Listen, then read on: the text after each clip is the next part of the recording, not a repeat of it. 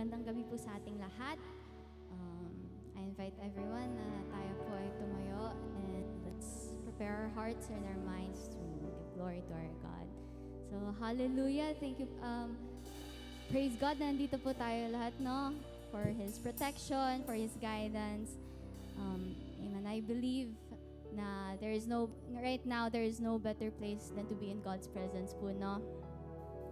Kaya ngayon, I invite everyone na let's close our eyes and let's pray.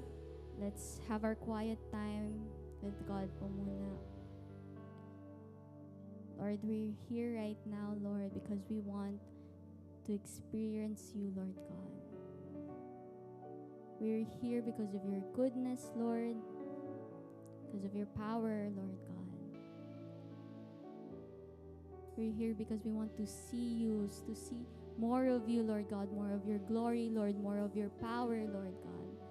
Hallelujah, Lord.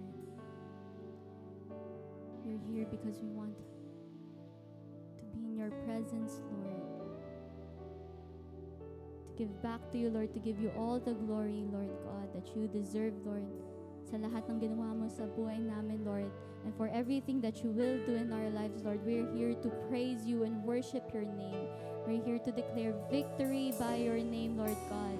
We're here to declare healing, Lord, restoration and strength, Lord, all by your grace and by your name, Lord, by your powerful name, Lord.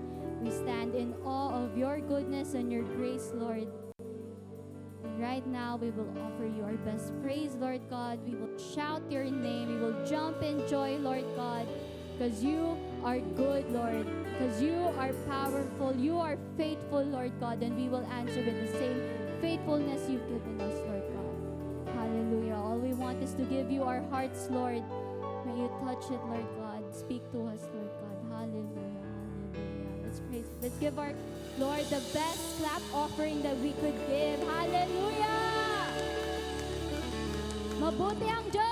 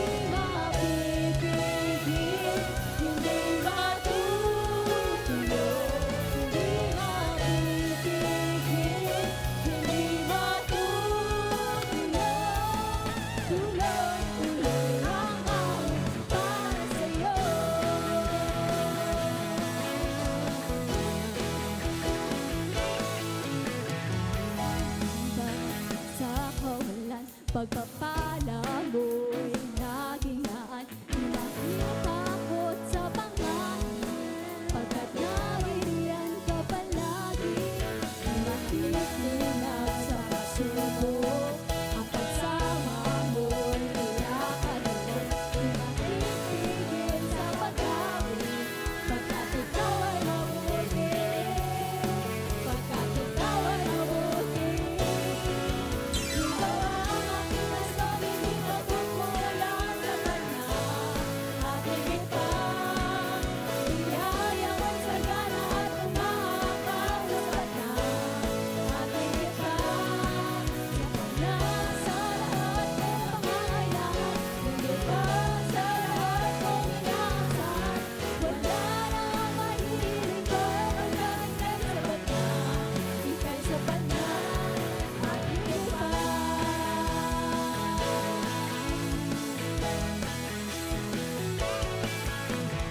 Nangamba sa kawalan, pagpapala mo'y laging naan, di matatakot sa panganib, pagkat nariyan ka palagi, di matitinag sa pagsubok. Ang pagsama mo'y tiyak at loob, di mahitigil sa pag-awit, pagkat ikaw ay mabuti, pagkat ikaw ay mabuti. Ikaw ang aking asong hindi magkukulang, sapat na, at higit pa, biyaya mo'y sagana at umahabang sa kanya, at higit pa, na sa lahat kong pangangailangan, higit pa sa lahat kong inaasahan, wala namang mahihiling pa, pagkat ika'y sapat na, ika'y sapat na.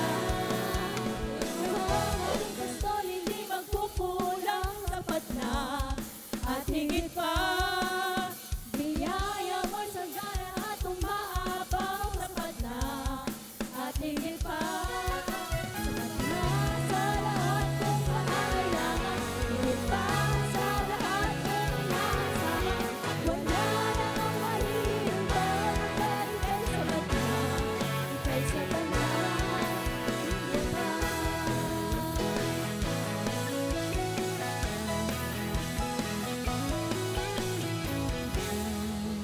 Hallelujah. Hallelujah, Lord.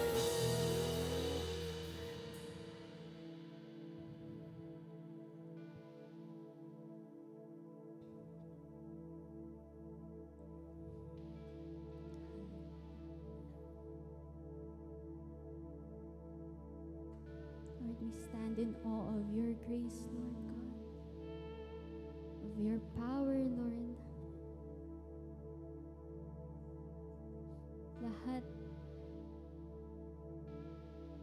Lahat ng rason bakit nandito pa rin kami is you, Lord God. You are the reason, Lord. It's all because of your grace, Lord God.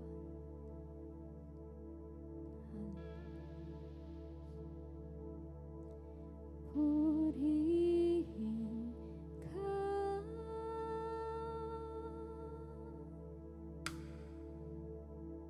ako'y namamangha.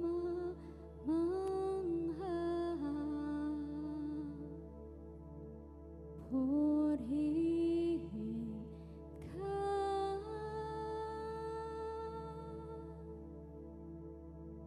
sa'yo'y namamangha.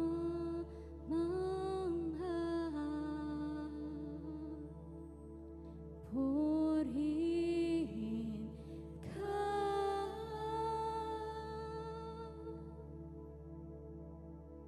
ako'y namamangha.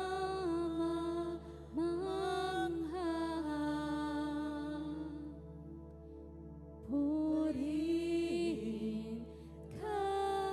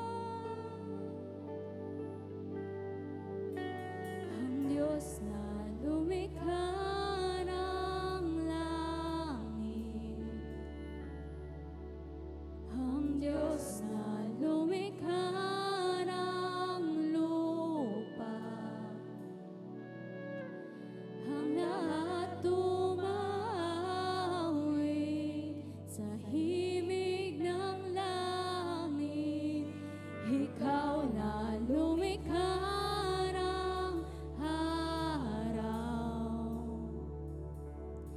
Ang bawat ningning ng buwan at bituin, ang lahat tumawid.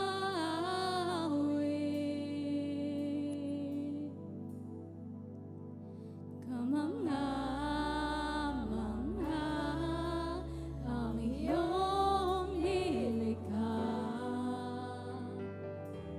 ang puso ko'y umaapaw.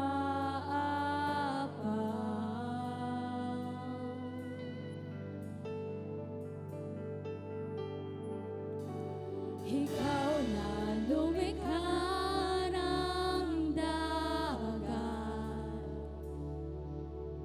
mga purong nagbibigay kulay, mga ibong umaawit.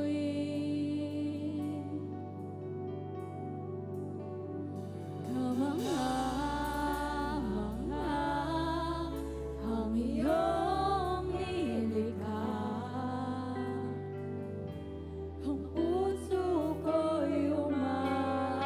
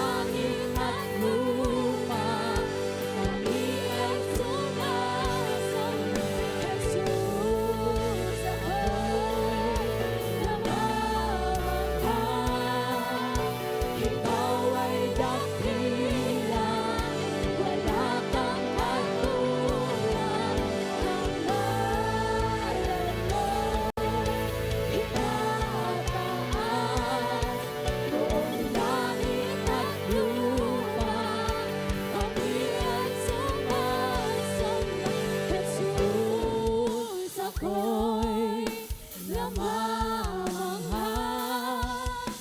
Ikaw ay dakila, wala kang katulad. Ang ngalan mo'y itataas, buong langit at lupa ay iyong sumasamba. Purihin ka. Ako'y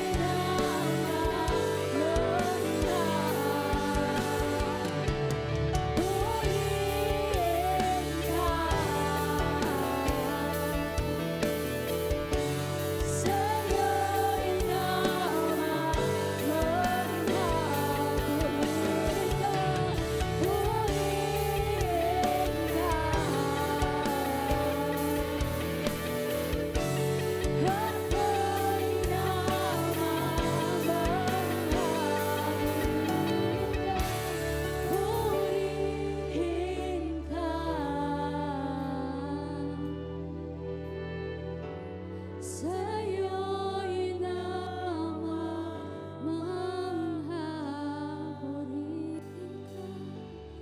Purihin ka.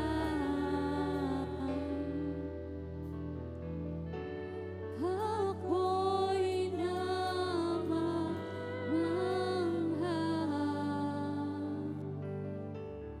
Purihin ka.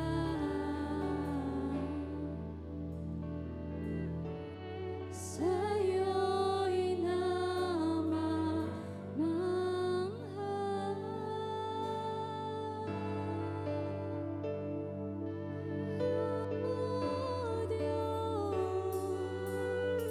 Purihin ka.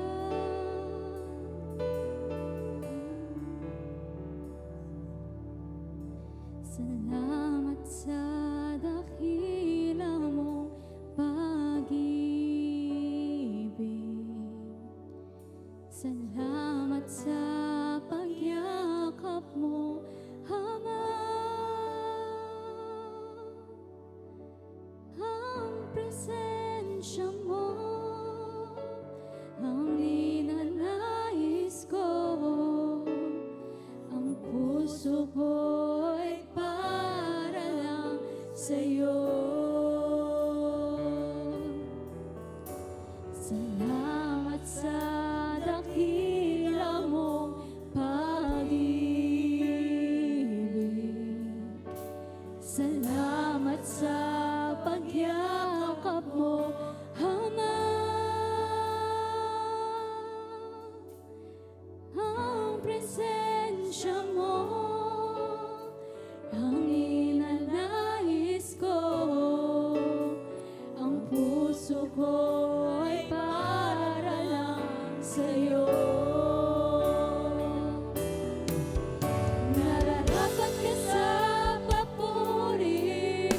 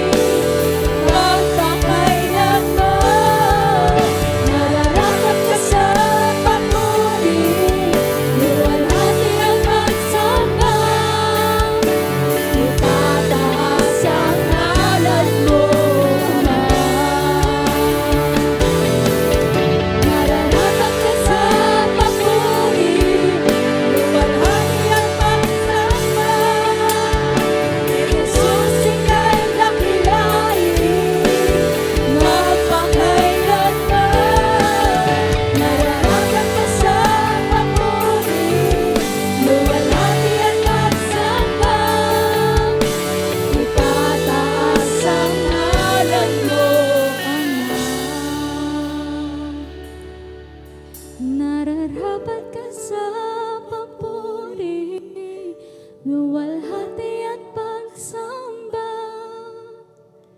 Jesus, ika'y dakilain, magpakailanman. Nararapat ka sa papuri, luwalhati at pagsamba. Itataas ang ngalan mo, Ama. Itataas ang ngalan mo, Ama. Itataas ang ngalan mo, Ama.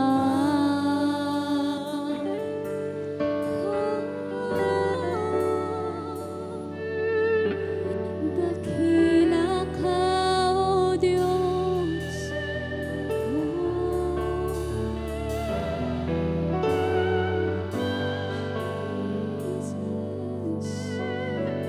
Praise your name, O Lord. We worship you, O Lord. Lord, we are here, Lord, because of what you've done for us, Lord. We're living for you, Lord God. You deserve all the praises, Lord God. Ikaw lang ang tanging rason why we're still standing, Lord God. Why we're still able to praise your name, Lord God. Hallelujah. All victory, Lord God, belongs to your name, Lord, and your name alone. For you, Lord. Your name is so powerful, Lord God. There are so much miracles, Lord, in your name, Lord God. It's so overwhelming, Lord God, your love, your power, Lord, everything that you can do in our lives, Lord God. Hindi na namin kailangan mangamba, Lord God, because we have you, Lord. Our great, big God, Lord. Our loving Father, Lord. We love you, Lord God. And we will be your faithful servants, Lord. We will continue to praise your name, Lord. To raise your victory over us, Lord. To worship you. To give you honor for all our lives, Lord God. Hallelujah, hallelujah. We love you, Lord. We praise you. And in Jesus' name we pray. Amen.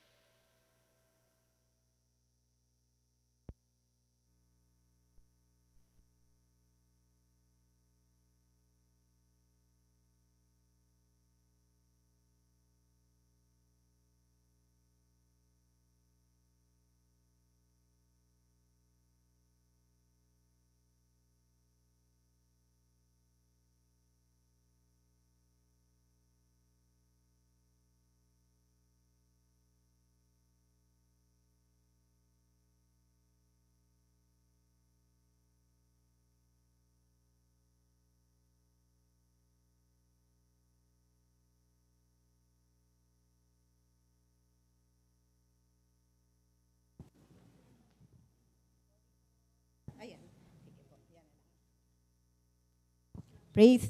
Ayan, good evening po sa bawat isa. Sige po, palakpakan natin muli ang ating Panginoon. Ayan. Sige nga po, pakibati ang inyong katabi. Magandang gabi, kapatid. Welcome sa ating midweek service. Ayan. So, tayo po ay nasa last Wednesday na ng August. At tayo din po ay, ayan, nag-wrap up na, no? And by September, meron na naman po tayong series na aabangan. Ayan. Ayan. Praise God sa buhay po ng nagpatuloy na makasama namin sa buong series ng Origin, no? At ngayong gabi nga po, as bilang pagtatapos po, no, ng ating Origin series, no, kung saan pinag-aralan po natin ang Book of Genesis for a long period of time, no? Ang haba, ilang taon din po itong pinag-aralan, no? And as we are expectant, kapatid, no, tayo po ay expectant na marami tayong natutunan. Tama po ba? Maraming natutunan ng bawat isa, no? At naging kadahilanan po ito ng paglalim po ng ating pananampalataya sa Panginoon, no? Sa panahon po na tayo po ay nag-aaral or pinag-aaralan natin ang Origin series, no? At gaya po ng lagi nating panalangin, no? Nawa po ay na-expand po nito, no? Ang ating pangunawa sa salita ng Panginoon, sa Biblia, no? At sa ating Panginoon itself at sa ating kapwa, ano? Andun po na mas nauunawaan natin, no? Dahil yan sa salita ng Panginoon. And as we listen, no, to God's word for us tonight, sana po ay ma-refresh po tayo ngayong gabi, no? Sa lahat po ng learnings na napag-usapan natin mula sa libro, mula sa aklat ng Genesis, no? At sige po, tayo ay manalangin. Hallelujah. Heavenly Father, we thank you, God, for this night. Salamat, Panginoon, sa presensya mo na patuloy naming naranasan, Panginoon, sa aming kalagitnaan. At panalangin po namin na patuloy mo kaming samahan, Lord, sa pag-aaral namin ito as we recall, Panginoon, your goodness, your faithfulness, all throughout the book of Genesis, Panginoon. Lord, thank you for guiding us, O God. Thank you for reminding us of your goodness, Lord, sa aming mga buhay. At patuloy na samahan mo kami all throughout the night, Panginoon. Anoint, Lord, anoint your word, O God, Lord.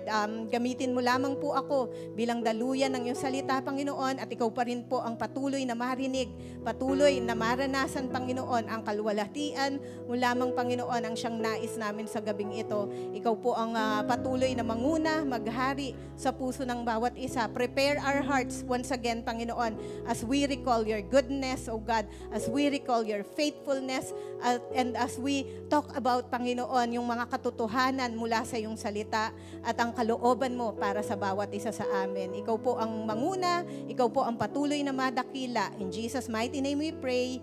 Amen and amen. So ayun, praise God. No, tonight po, I want to share sa bawat isa yung message po natin entitled, ayan ba, epilogue. Ayan, nabanggit to ni Kevin last Sunday, no? Epilogue. Ano ba yung epilogue, no? Epilogue po is the last part o huling bahagi ng isang kwento sa isang libro, sa pelikula, or sa isang dula, no? Pinapakita po nito yung pagtatapos ng main story, no? Sa mga nanonood dyan ng K-drama, ayan, familiar po kayo sa epilogue kasi madalas po yan pinapakita, no? At the end of every series, merong mga series na nagpapakita ng mga epilogue, no? At yun po, no, ang goal po natin tonight ay i-summarize or i-conclude na po ang buong Book of Genesis na pag-aralan natin sa tulong ni Kevin, ng ating teacher, no, at ng mga naghahayag ng salita ng Panginoon, no? At ang Bible po, ang Biblia po ay napakayaman. Amen? Amen, no? And we cannot fully grasp yung kung ano po, yung mga sinasabi mula sa salita ng Panginoon, no? Hindi siya basta-basta, no? Hindi rin natin siya matatandaan, no, ng isang basahan lamang. Tama po ba? No? Kaya naman po, habang nabubuhay po ang bawat isa sa atin, sabi mo sa katabi mo, habang nabubuhay ka, yan, we need to keep on reading. We need to keep on reflecting, no? We need to keep on understanding and applying the Word of God over and over again. So paulit-ulit po nating dapat na pag-aralan, dapat basahin, dapat na i-meditate, no, ang salita ng Panginoon.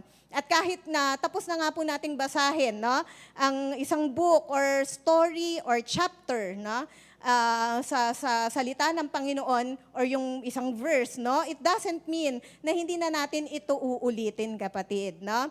we can always learn something new kapag binasa po natin ulit ang salita ng Panginoon in the future. No? Kaya nga tinatawag po ang Bible na the living word, no? Buhay na salita. Hindi dahil nagbabago ang nakasulat doon, kapatid, no? Pero dahil nagbabago ang lalim ng impact ng salita ng Panginoon, depende sa iyong maturity at depende sa ating mga sitwasyon. So nakita po natin yung living word, no? Kung saan meron pong rema na tinatawag, no? Meron pong personal timing, no? May times po na yung isang verse, no, na lagi po nating naririnig or nababasa ay nagkakaroon po ng personal na kahulugan kapag binasa po nating muli sa panahon or sa gitna ng matinding pagsubok. Tulad po ng kapag meron tayong sakit, di ba? Hinahanap natin yung salita ng Panginoon. No? Hinahanap natin kung ano yung sinasabi ng Lord from His Word. Kapag merong financial problem, kapag may heartbreak, di ba? Ang salita ng Panginoon ay siyang nagkakaroon po ng impact sa atin once we read it once again. Sino po dito nakakaalala na kayo po ay nakapakinig, nabasa nyo na yung story ni David o ni Jonah nung kayo pa po ay bata? Na? Nung panahon po na tayo ay bata pa, pag binabasa natin or naririnig natin yung story ni David or ni Jonah, para lang po silang fairy tale. Tama po ba? Para lang silang kasaysayan, no? Pero ngayong mature na po tayo, no? Nakikita mo na to bilang practical na pag-aaral, no? Patungkol sa leadership, patungkol po sa mental health, no? Patungkol din sa pananampalataya at pagpapakumbaba, no? Nakita po natin, no? And ang salita po ng Diyos o ang Biblia ay kagaya daw po ng isang treasure chest.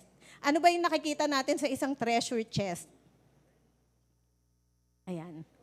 Treasures, di ba? Ang usually sa mga pelikula, yan, sa mga books, no, kapag nakakita ka ng treasure chest, no, ito po ay nag-uumapaw, no? Patuloy na nagbibigay at hindi po ito nauubusan, no? Syempre, ng kayamanan, no?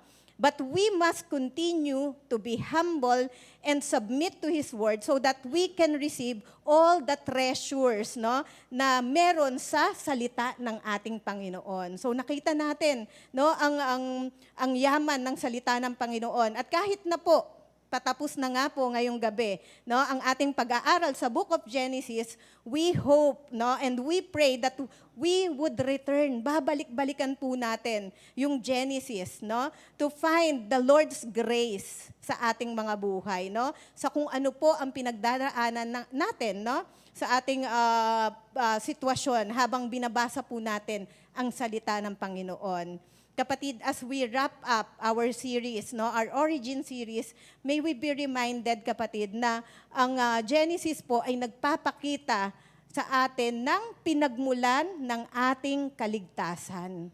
Dito po nagsimula ang ating kaligtasan kung saan ni-reveal nito ang mensahe ng mabuting balita. Kaya naman ngayong gabi po, no, as we dive deeper, no, into this epilogue, let's look back on how everything started. Ang unang-una pong katotohanan na babalikan natin sa pag-aaral ng Genesis, no, is God created us. Ayan. God created us for fellowship with Him. No, ito po ay unang katotohanan. Sa Book of Genesis, makikita po natin or mababasa natin, no, na ang Panginoon po ay nung nilikha niya, no, ang sangkatauhan, no, siya po ay nagsalita, no? When God created, He spoke to Himself, no? And when God created us, andun po na siya po ay nagsalita sa kanyang sarili, no? At makikita natin, from there, tayo po ay nag-originate sa ating Panginoon. Tama po ba? In Genesis 1:26-28, sabi po dyan, then God said, "Let us make human beings in our image to be like us." Nakita po natin, no? kinausap niya, no, ang kanyang sarili. And sabi po niya, let us make human beings. Ito po ay makikita natin, ito po yung Trinity ng ating Panginoon. No? And ituloy po natin, they will reign over the fish in the sea, the birds in the sky, the livestock, all the wild animals on the earth, and the small animals that scurry along the ground. So God created human beings in His own image. In the image of God, He created them. Male and female, He created them. 28, then God blessed them and said, be fruitful and multiply, fill the earth and govern it, reign over the fish in the sea, the birds in the sky, and all the animals that scurry along the ground. Kapatid, nakita po natin, no, how God spoke to Himself. At ang Panginoon po, no, when He spoke to Himself, andun po na yung declaration ng Panginoon, no, kung saan niya nais na mag-originate at paano dapat masustain ang kanyang mga nilikha. At ayun po, no, kagaya po ng mga in-example ni Kevin, last time na pinag-aralan po natin ito, no, ginamit po niya yung mga animals, yung mga halaman, yung mga fishes, yung mga nagmula sa tubig, no, kung saan ang vegetation galing sa lupa, sustained by the earth, and will return to the earth. Na? Ganon din ang isda o ang mga lamang dagat, 'di ba? Sila po ay originally nasa tubig po, doon po sila nabubuhay. They were sustained by the waters and return to the waters. And makikita po natin, no, sa Genesis, when God created man, He spoke to Himself. No? Nakita po natin na ganun nga po ang sabi ng Panginoon, no? We are created from God and sustained by God, and we will return to God. Pag sinabi pong created from God, hindi daw po tulad ng ibang animals, no, or ng ibang nilalang, no, we have the image and likeness ng ating Panginoon. May physical and spiritual nature po tayo. Amen? So that we can relate to Him. Makarelate po tayo sa Panginoon and to have fellowship with Him. No? And we are sustained by God. Kung paanong kailangan daw po ng isda ang tubig, no, at ng halaman ang lupa, kailangan natin ang Panginoon para mabuhay. No? And one day, no, we are going to return to God. No? Dahil that's what God created us for, no? To be with Him forever. Sabi mo sa katabi mo, tayo ay nilikha para makasama ng Panginoon magpakailanman. So we are created to be with Him forever. No? God wants us to be sustained. No? Bilang demonstration po yun ng kanyang pag-ibig sa bawat isa sa atin. Nung tayo po ay nilikha ng ating Panginoon, no? He designed us to be sustained sa pamamagitan po ng fellowship natin with Him, no? Or simply just by being with Him, no? At makikita natin that God provided for Adam and Eve, no, sa kanilang mga physical needs in the Garden of Eden nung sila po ay nilikha, no? In Genesis 2, yan, verse 7 to 9, sabi po diyan, then the Lord God formed the man from the dust of the ground. He breathed the breath of life into the man's nostrils, and the man became a living person. Then the Lord God planted a garden in Eden, in the east, and there He placed the man He had made. The Lord God made all sorts of trees grow up from the ground, trees that were beautiful and that produced delicious fruits. In the middle of the garden, He placed the tree of life and the tree of the knowledge of good and evil. Nakita po natin, no, how God provided, no? Nung siya po ay nag-provide ng mga puno para pagmulan ng lilim nung kanyang nilikha, no? Ang Panginoon po ay nag-provide ng halaman na pagmumulan ng kanilang kakanin, no? Bago po niya ilagay si Adan o ang tao. At sa susunod po na chapter, mababasa din po natin na ang Panginoon ay physically present, no, sa Garden of Eden para makasama po sina Adam and Eve, no? At nagkaroon po sila ng opportunity na malayang makipag-communicate sa ating Panginoon. And kapatid, it is God's design na habang sinusustain po niya tayo, no, ng kanyang pag-ibig, ang overflow naman po nung love na natatanggap natin sa ating Panginoon mula sa Kanya ay nag-aalaw po sa atin na mahalin din po ang mga tao sa ating paligid. No? And alam niyo mga kapatid, Genesis teaches us na dumepende, umasa sa ating Panginoon and to seek fellowship with Him. Na? Sabi po in John 15 verse 4, ayan, remain in me and I will remain in you. For a branch cannot produce fruit if it is severed from the vine, and you cannot be fruitful unless you remain in me. Nakita po natin, katulad ni na Adam and Eve, no? At ng ibang character pa po sa Genesis, yung mga napag-aralan natin, no? Tayo rin po ay nilikha ng ating Panginoon para sa fellowship ng kasama po siya, no? And that's the reality, mga kapatid, no? We are created to be sustained by God and we cannot live without Him, no? Bukod po kina Adam and Eve, yung mga taong nabasa po natin, pinag-aralan natin for how many years po, no, dito sa Book of Genesis, kagaya po nila Abraham, nila Jacob, no, nila Joseph, sila din po ay nag-flourish, no, when they depended, no, nung sila po ay umasa sa ating Panginoon para sa kanilang pang-araw-araw na buhay, no? At para po ma-achieve nila yung kanilang purpose, no, sa buhay nila na inilaan ng ating Panginoon, no? Sila po ay dumepende. Kapatid, God desires to fellowship with us, no? Bilang siya ang ating Diyos at tayo po ang kanyang bayan, bilang siya ang ating Ama, habang tayo naman po ang kanyang mga anak, no?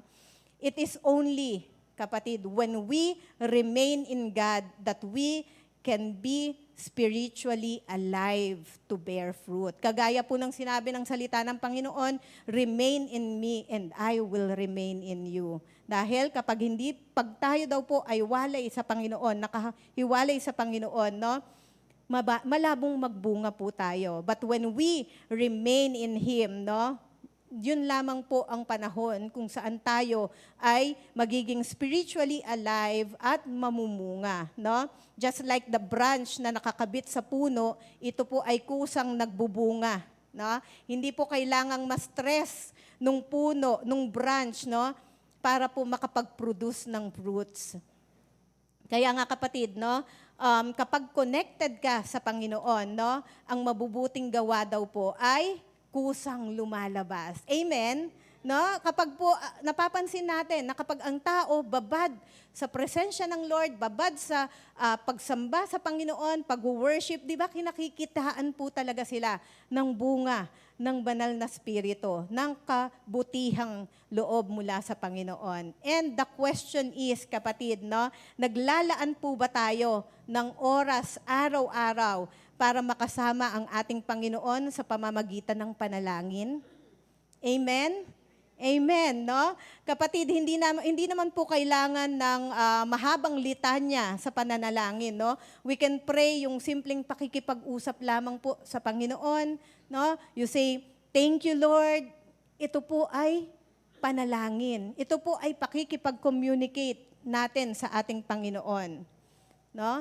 Naglalaan po ba tayo ng oras araw-araw para makasama ang Panginoon sa kanyang mga salita through His words?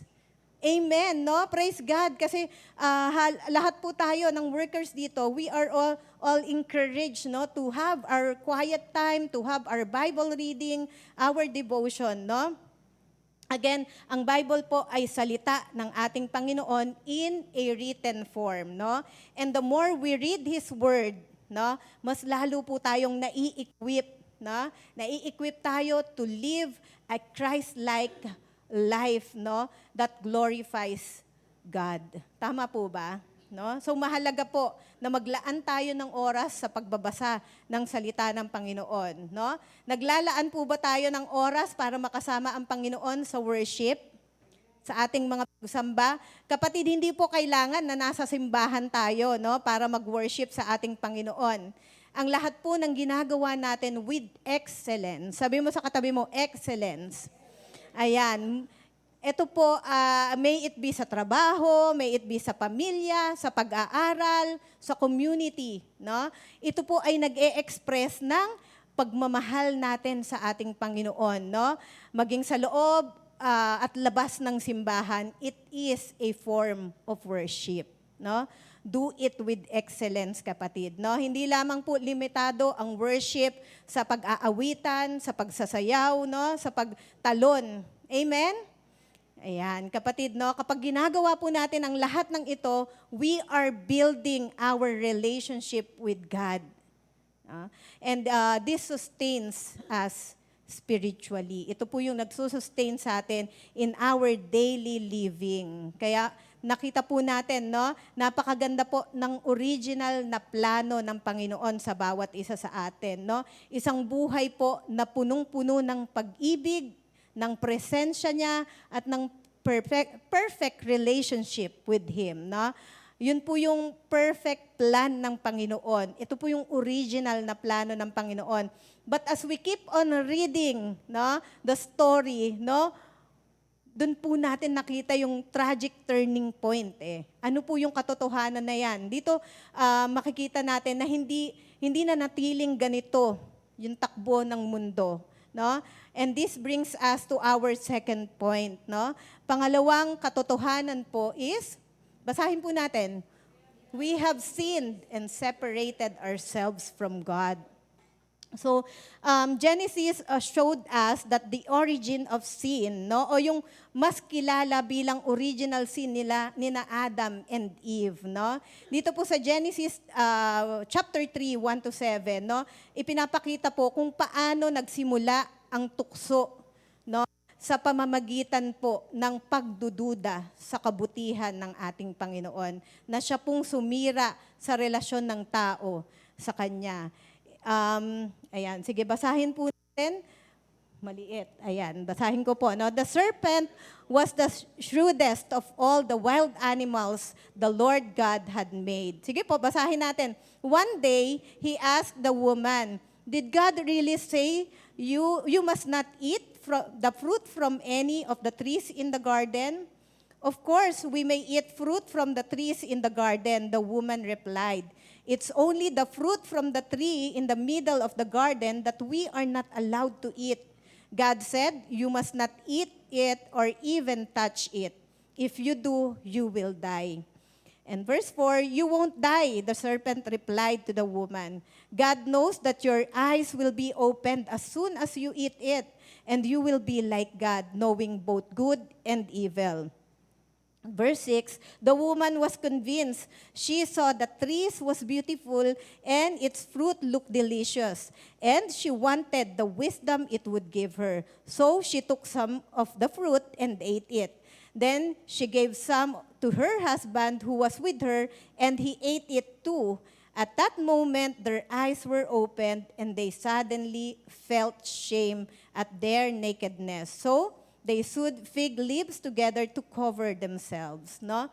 Lumapit po yung ahas kay Eva, no? Sa pamamagitan po, no, ng pagbabaluktot ng katotohanan, no? Ng utos ng Panginoon, no? Ano po, sabay tanong po, sinabi pa talaga ng Diyos? Sinabi ba talaga sa iyo 'yan, no? At ganun po yung sitwasyon, no, na itanim yung duda sa isipan ni Eva, no? Ang tukso po ay madalas na pagsimulan po ng paghiwalay, no? O paghiwatig na ng parang ng doubt, no? Nagdududa tayo, no? At dito po nagsimula pong pinahiwatig na may ipinagkakait ang Panginoon sa kanila. Ganun po yung gustong iparating sa kanya ng serpent, no? Alam natin, no, na ganun po kumilos ang kaaway. Nanglilin lang po siya, no? Ang nakakalungkot po sa part na ito, no, si Eva po ay naengganyo sa isang magandang hangarin. Nung nagkaroon po siya ng doubt, sabi, ito ang mangyayari kapag kinain mo. So nagkaroon po siya ng isang magandang hangarin. Gusto niyang maging tulad ng ating Panginoon. And when we think about it, no, yun din po ang gusto ng Panginoon para sa atin. Ang maging Christ-like tayo. No? Christ-like. Pero ang pagkakaiba, listen to this ang pagkakaiba po, Adam and Eve disobeyed God, no, para abutin po yung bagay na yon sa sarili nilang kapamaraanan, no? They disobeyed God and ate the fruit of the tree of knowledge of good and evil, no? Na siya naman pong nagdulot, no, sa sangkatauhan sa bawat nilikha, no, ng sunod-sunod na pagkakasala. So mali po yung pagkakaunawa ni Eva, no? That time, no? And ang Genesis po ay naglalaman ng maraming kwento ng mga tao na patuloy na nahuhulog sa kasalanan because of that sin, no? Na kumalat po, no? Sunod-sunod na ang pagkakasala ng mga tao. At kung saan po, no, ang iba sa mga nabasa natin, no, from the book of Genesis ay nakagawa po ng mas mabibigat pang kasalanan, no?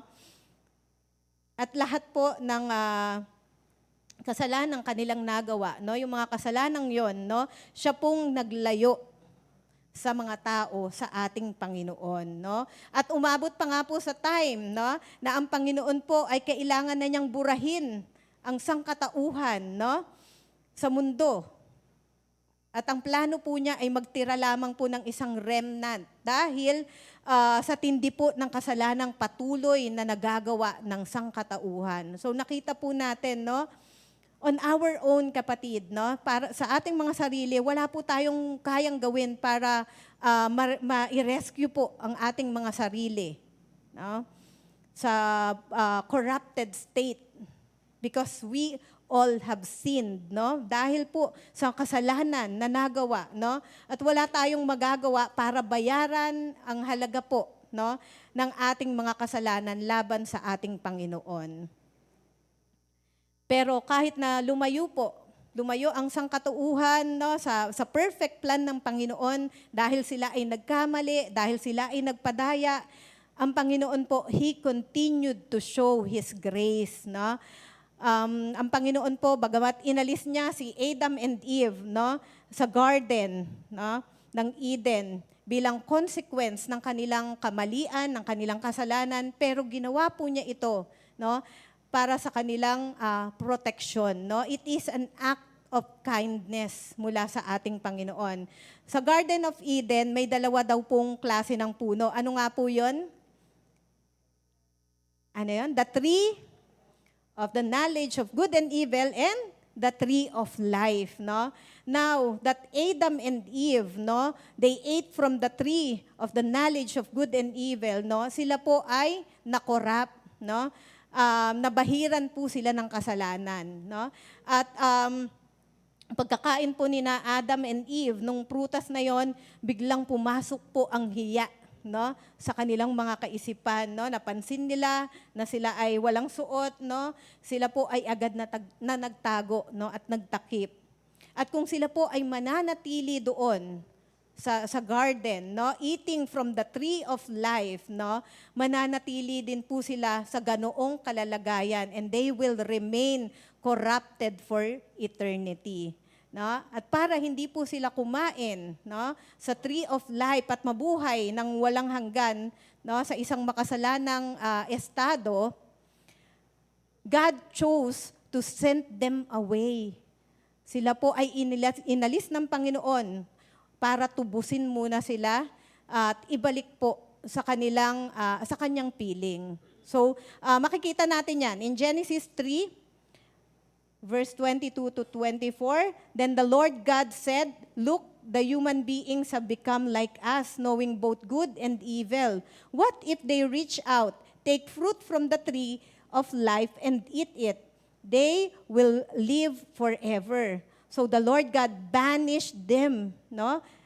Inalis po sila doon. Tinanggal po sila from the Garden of Eden, and He sent Adam out to cultivate the ground from which he had been made After sending them out, the Lord God stationed mighty cherubim to the east of the Garden of Eden, and he placed a flaming sword that flashed back and forth to guard the way to the tree of life.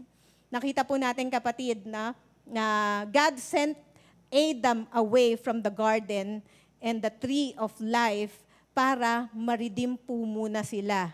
Ma-redeem po muna siya sa kanyang sinful nature before giving him the opportunity to eat from the tree of life.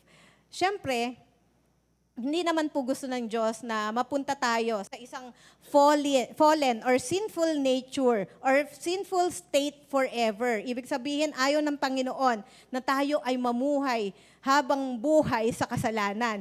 He also wants us to live in eternity in a perfect or glorified state. That's why, no, kapatid, ganun po ang ginawa ng Panginoon. Pinabantayan pa niya yung sa mga cherubim, yung tree na yan, no?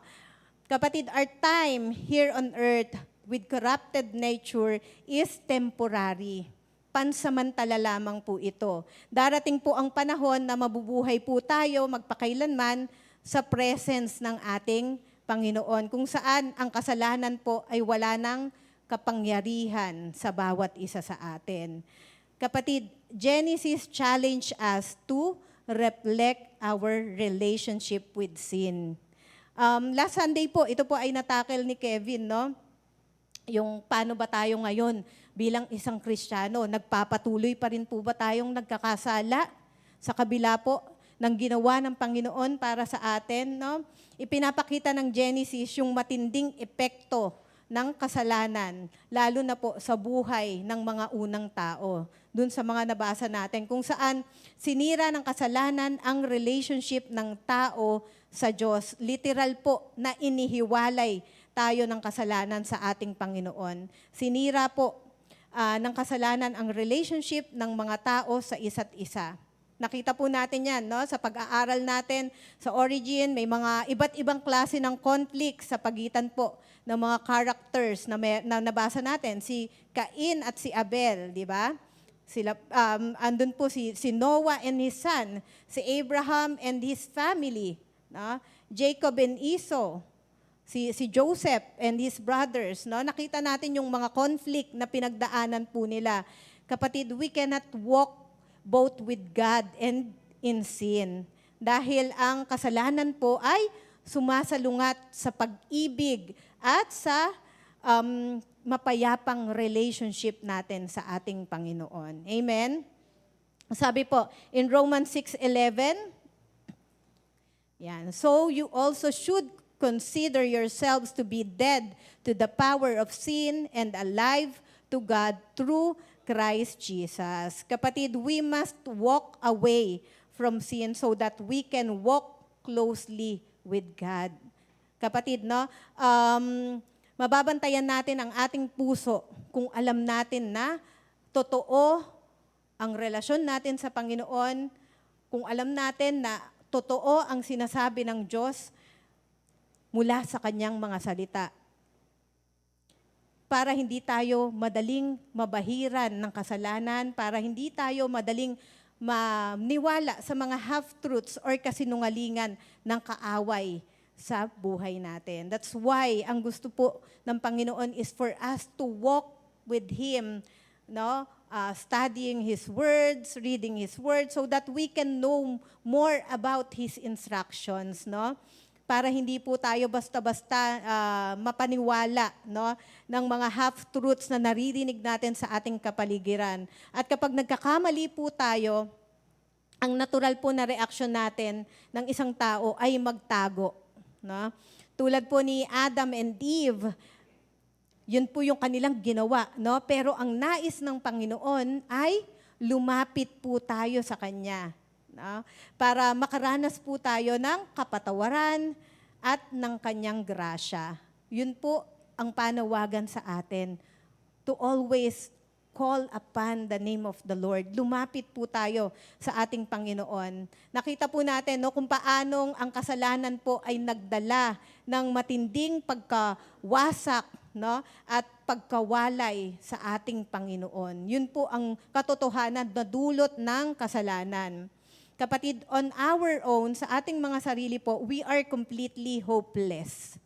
Wala talaga tayong pag-asa. Pero salamat sa ating Panginoon dahil hindi na tayo iniwan, no, sa isang madilim na kalalagayan. Hindi po tayo pinabayaan ng Panginoon. Kahit inalis po niya sila Adam and Eve sa garden, it was actually protected by His mercy. Andun po ang awa at habag ng Panginoon. And that leads us to our third truth tonight, yung ultimate plan, no? Yung God's revelation of redemption. Sabi po dyan, we cannot save ourselves, but God is at work to send the Messiah to rescue us from sin. Kapatid, kahit nagkasala ang tao, hindi po doon nagtatapos ang kwento. Sa simula pa lang nang binasa natin yung Genesis, nabibisaya na naman ako, kahit hindi ako Bisaya. Ipinapakita po ng Panginoon, ipinakita po ng Panginoon ang kanyang plano para sa ating kaligtasan. Sa pasimula pa lamang po ng Genesis, it shows us the first prophecy of gospel, kung saan tinatawag po ito ng mga theologians na proto-evangelium. Yan, proto-evangelium. Ano po yun? The very first mention of the gospel. Yung first gospel na tinatawag. At makikita po natin ito right after the fall. Ito po ay nung kinausap ng Panginoon ang serpent. No?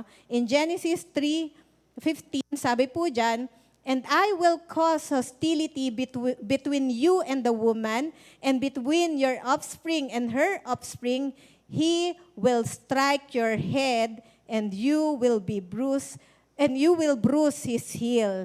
Kapatid, no? Ito po yung blueprint of redemption. Ang sabi po dito, the offspring of the woman, na walang iba kundi ang ating Panginoong Hesukristo. He will crush the head of the serpent, kahit na masugatan daw po ang kanyang sakong sa krus ng Kalbaryo. Nakita po natin, hindi po sumuko ang Panginoon, hindi po sumuko ang Diyos right after na pumasok po ang kasalanan sa mundo. Ang Panginoon po, He immediately dropped a rescue plan. Meron na po agad na plano ang Panginoon. Mula kina Abraham, kina Isaac at Jacob, nakita natin kung paano po nag-ingat ang ating Panginoon ng isang lahi para po sa pagdating ng tagapagligtas. Tandaan po natin that God's grace is bigger than human failure. Nagkamali man si Adam and Eve, no? Pero yung grasya ng Panginoon is bigger than their failure at failure ng bawat isa sa atin. Paulit-ulit na nagkakamali at nagkukulang ang mga tao, ang bawat isa, no?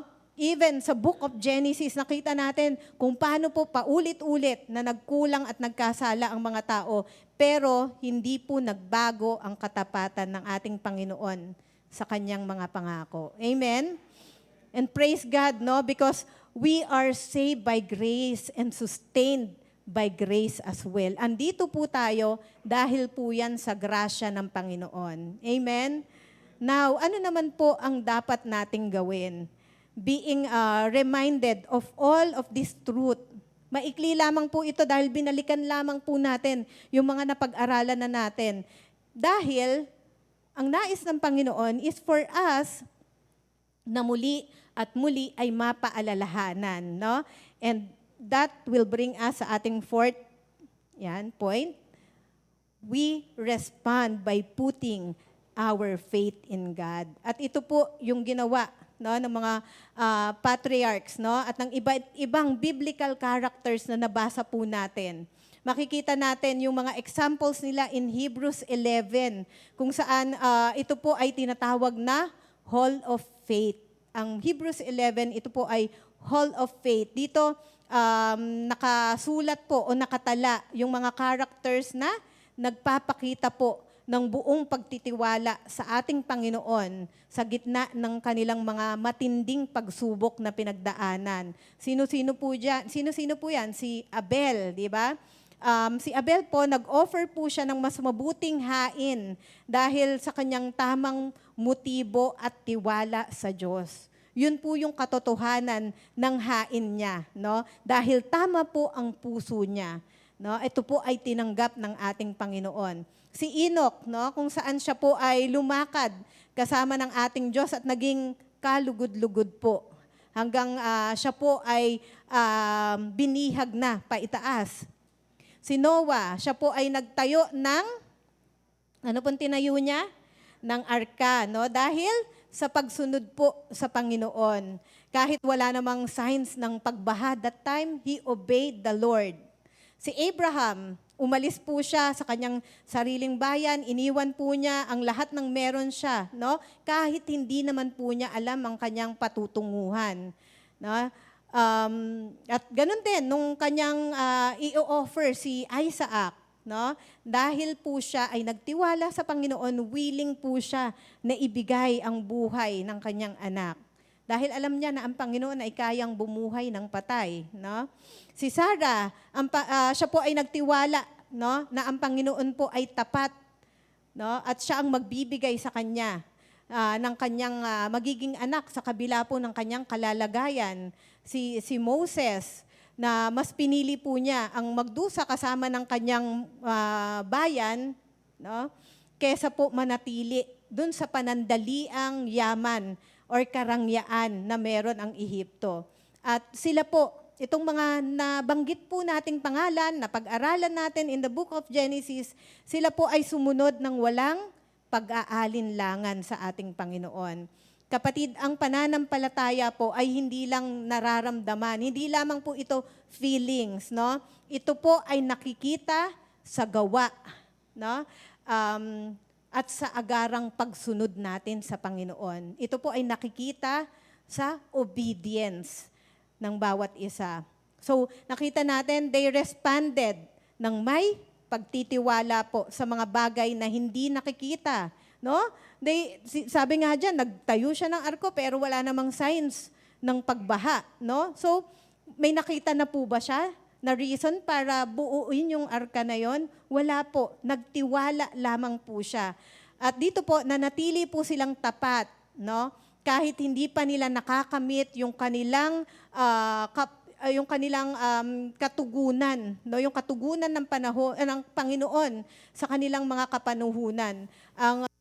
Hindi pa nila nakikita yung whole picture na tinatawag, no, ng mga pangako ng Diyos sa kanilang time. At isa po, they responded. Sila po ay nag-respond ng may katiyakan sa karakter ng ating Panginoon.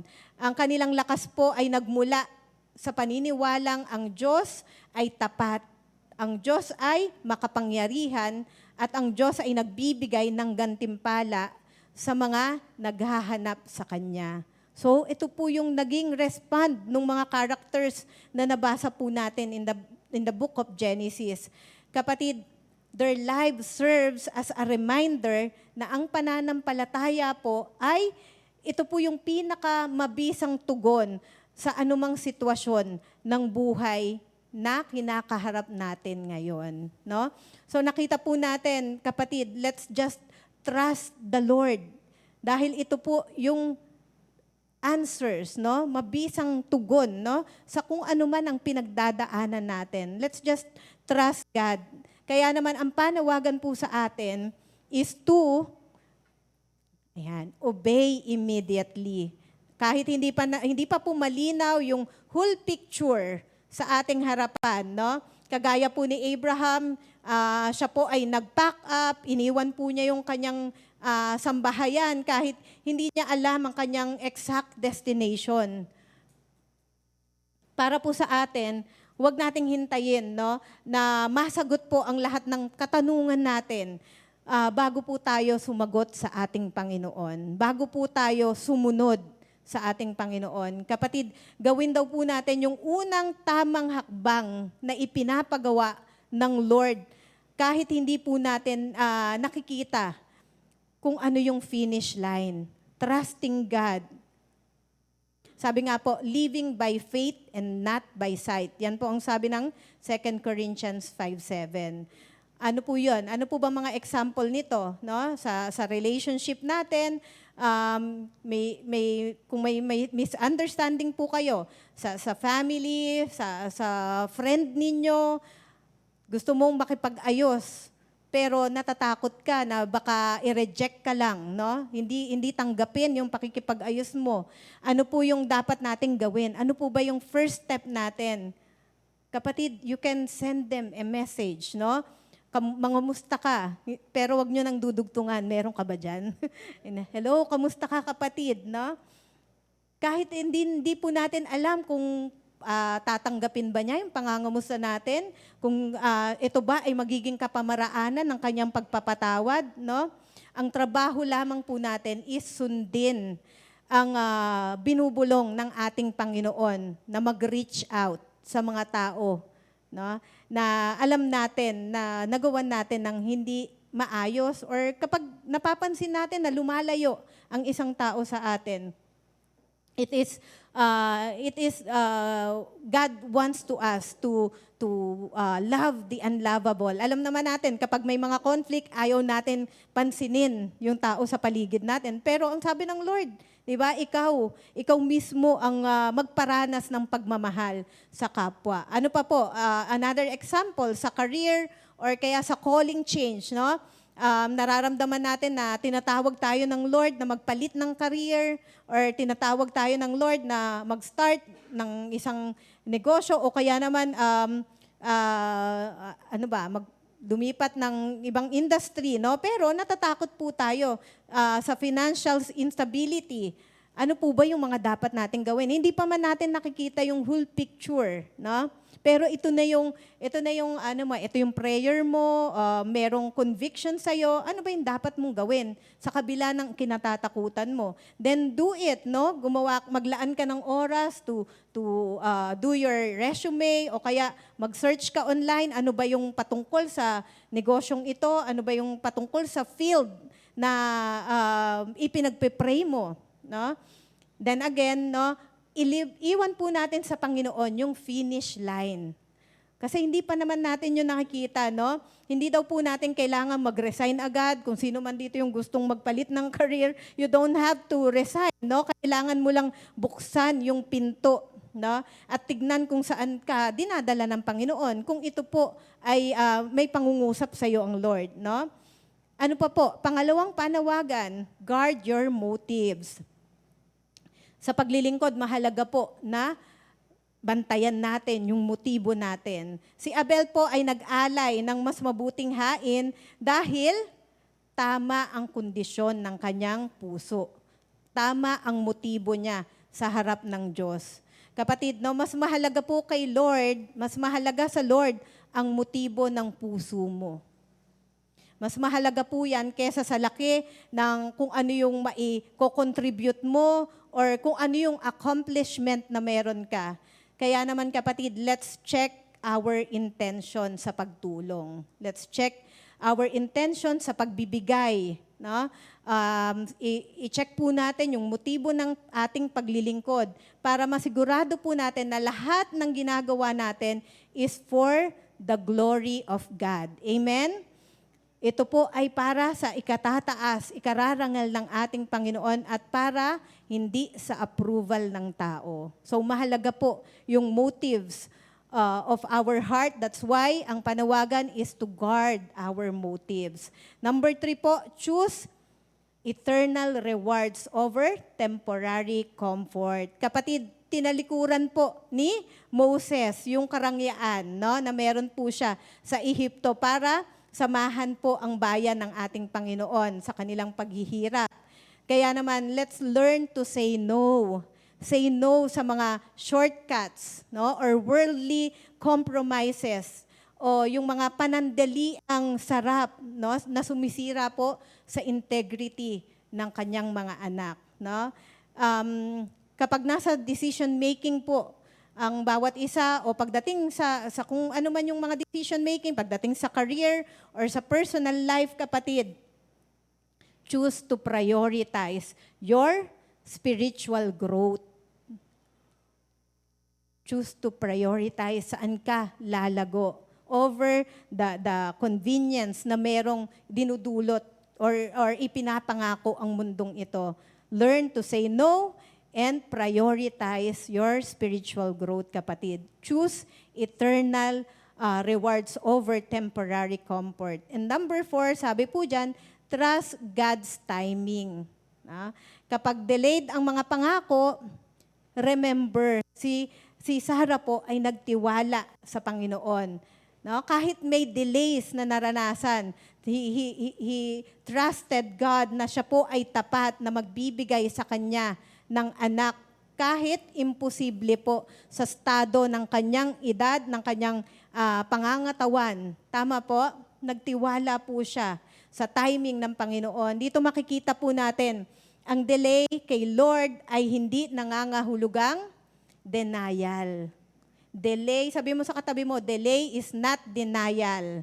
Ayan, kapatid, nakita natin yung timeline po ng Lord ay laging perfect, no? Dahil siya ay tapat, no? Kaya wag po tayong magtampo, wag po tayong malungkot kapag may delays.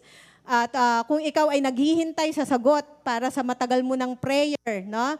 Ano ba yung matagal mo ng desires? Kung ikaw ay nag-iintay ng healing, nag-iintay ng breakthrough, no? Or ikaw ay naghihintay ng katugunan, no? Sa panalangin mo, kapatid, araw-araw mong ipahayag ang iyong pagtitiwala sa Panginoon. Amen? And lastly, sabi po dyan, build your life on God's Word. At saan po natin i-build yung ating buhay? Sa salita ng Panginoon at hindi sa uso ng mundong ito. Si Noah po, nagtayo siya ng dambuhalang arka, no? sa tuyong lupa.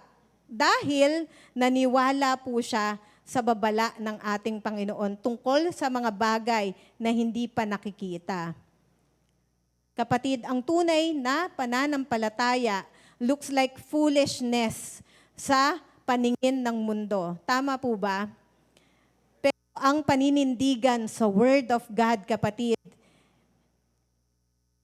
ang paninindigan po natin sa salita ng Panginoon, ang tanging paraan para po tayo ay maging secure, no, sa buhay po natin ngayon.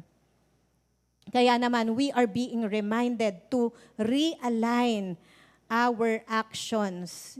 I-realign po natin yung ating actions, yung ating mga priorities, yung ating relationship, yung ating finances, yung bawat daily choices po natin every day. Saan natin i-realign? Sa biblical principles po. Kahit pa sabihin po ng mundo or sabihin ng paligid natin na outdated naman na yung style mo. Kapatid, hindi po. We are being reminded, no, na tayo po ay sumunod. Let's build our life sa katotohanan ng salita ng Panginoon. Bilang pagtatapos, no, ngayong gabi, as early as Genesis, no, pinakita po sa atin ng Panginoon yung framework ng gospel. Lahat po ng nabasa natin sa scripture ay nagpo-point out po kanino? Sa ating Panginoong Hesukristo. Matagal pa po bago siya magkatawang tao, kahit isinulat po ang Bible sa panahon 2,000 to 4,000 years na ang nakalilipas, kapatid, ang mensahe po nito ay nananatiling totoo hanggang ngayon. It is true, kapatid, at patuloy po itong magiging totoo magpakailanman. Ayan. So, matatapos po ang langit at lupa, kagaya ng inawit natin, pero ang salita ng Lord ay mananatili. God is inviting us, kapatid, na patuloy pong maniwala sa Kanya at patuloy po na umasa, mabuhay para sa Kanya. Ito po ang encouragement sa atin.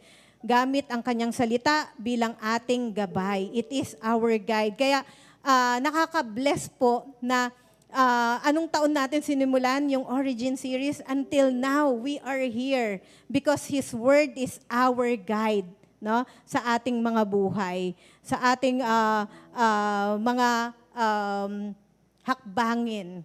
No? Ang salita ng Panginoon ang nagbibigay sa atin ng liwanag. And as we close our Origin series, let us remember that worldly trends will always fade. Lahat po yan maglalaho. But the foundation we build on God's unchanging word, kapatid, will stand the test of time. Alam naman po natin na malapit nang dumating ang ating Panginoon. Alam natin na nagaganap na po ang mga signs, no, na-experience na po natin. Kaya naman, let's remain faithful po. No? Hayaan po natin na yung maging pundasyon po ng buhay natin sa mundong ito while waiting sa muling pagbabalik ng Panginoon ay ang kanyang salita, ang kanyang mga salita, no? Because it will stand the test of time. Kaya nga, let's choose to be wise, no? Hayaan po natin na tayo daw po ay maging kagaya ng wise builders, no? Para sa ating generation ngayon.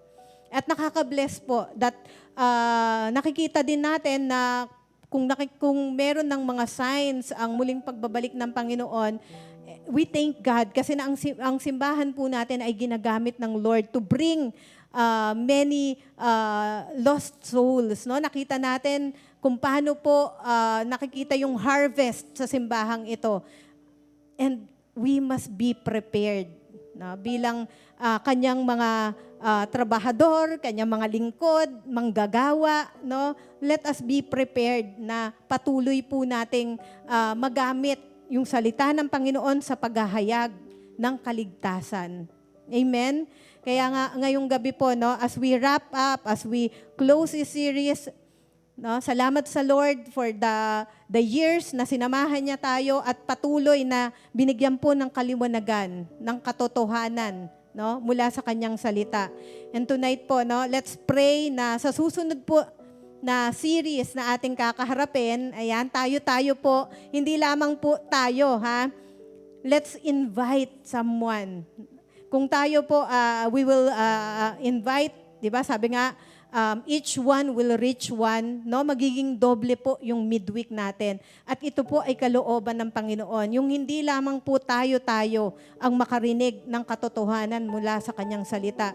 And mas exciting na po yung mga susunod pang part, yung mga susunod pa pong pag-uusapan natin mula sa salita ng Lord. And I believe, no, hindi na po kayo aantukin sa mga susunod na part ng message ng ating Panginoon sa ating mga susunod na series. Ano nga yung series natin?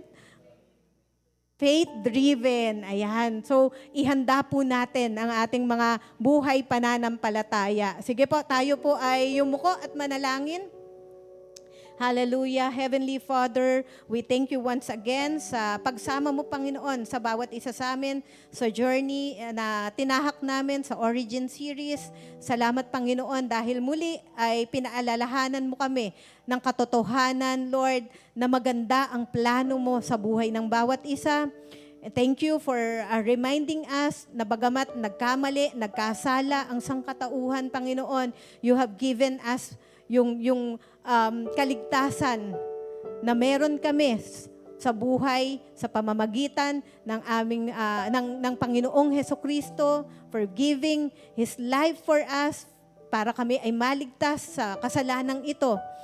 At salamat, Panginoon, dahil once again we can have this fellowship with you. Lord, thank you for bringing us here sa pamilyang ito na meron kami upang patuloy na makapagpalakasan, upang patuloy na maging matatag hanggang sa muli mong pagpabalik, Panginoon, hanggang sa muli mo kaming kunin sa mundong ito. Salamat, Panginoon, and help us to be used for your glory as well. Lord, tulungan mo po kami to obey you, to really follow, Lord, yung ways mo, yung kalooban mo, yung instructions mo sa bawat isa sa amin. Bagamat may mga panahon, Panginoon, na kami din po ay nahihirapan, Lord, na sumunod, but because, Lord, we are connected sa inyo bilang aming true source, Panginoon, Lord, we will be once again empowered to do your will. Salamat for that empowerment na patuloy mong ipinapagkaloob sa amin, Panginoon. Thank you for the strength that you are giving us every day, Lord. Thank you for reminding us to always be intentional sa pagpapakita ng kabutihan sa aming kapwa, sa pagpapatawad, kagaya ng ginawa mo sa amin. Lord, thank you for saving us, Lord, from the sin that corrupt us, O God. Thank you, Lord, dahil may pagkakataon kami na makasama ka, Lord. Makasama ka panghabang buhay. Salamat, Panginoon. We thank you and we glorify you, Lord. Right now, as we go home, Lord, taglay namin ang lahat ng mga napag-aralan namin mula sa salita mo, Panginoon. Tulungan mo kami, Lord, to share it, Lord, to the people around us, even to our loved ones. Napakahalaga po na yung mga mahal namin sa buhay ay makakilala sa iyo, mapaalalahanan ng katotohanan ng buhay na ito, Panginoon. Use us, Lord. Enable us, empower us, Panginoon.